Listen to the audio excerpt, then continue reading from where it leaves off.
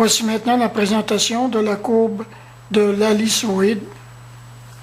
L'équation paramétrée de l'auteur Cesaro représente une intégration de 0 à t, suivant la variation de la partie de x de t et de y de t, telle que l'illustration l'indique dans le document. Une équation abstraite qui va dégager le cosinus hyperbolique quand k est égal à a.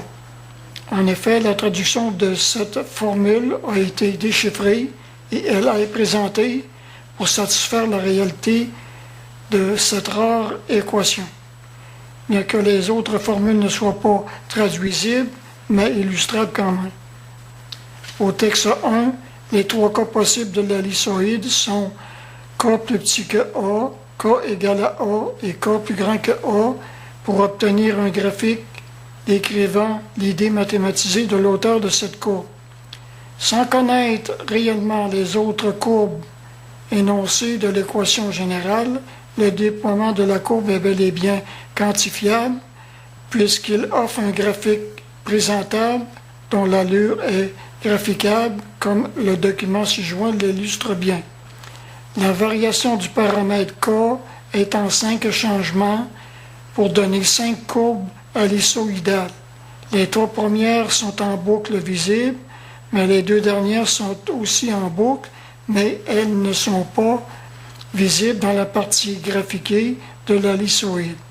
Au texte 2, le point M est fixé sur la courbe du cosinus hyperbolique quand x est égal à 1 au quadrant 1. Le cercle involutif ou osculateur ou efficient à ce point est calculé pour permettre les divers calculs dégagés par l'auteur. Le rayon et la courbure du cercle énoncé, de même que l'angle tangentiel et normal, ont été calculés pour présenter une description concrète de l'ellipsoïde. La contingence des angles du triangle quelconque associé à la description a été vérifiée pour balancer des calculs effectifs. La courbe se termine à l'origine, bien que son départ soit de moins l'infini au quadrant 2 et de plus l'infini au quadrant 1 avec la courbe du cosinus hyperbolique interrogée. L'équation en nombre rationnel et réel du cercle tracé sont soumises, de manière à effectuer une analyse effective de la dite courbe. L'abscisse curviligne standard en relation avec l'angle de la normale et l'abscisse curviligne non standard en relation avec un angle particulier sont calculés vérifiablement suivant les équations énoncées. Le calcul de la valeur de θ au point M est toutefois de moins π plus l'angle tangentiel selon le calcul obtenu à cet égard.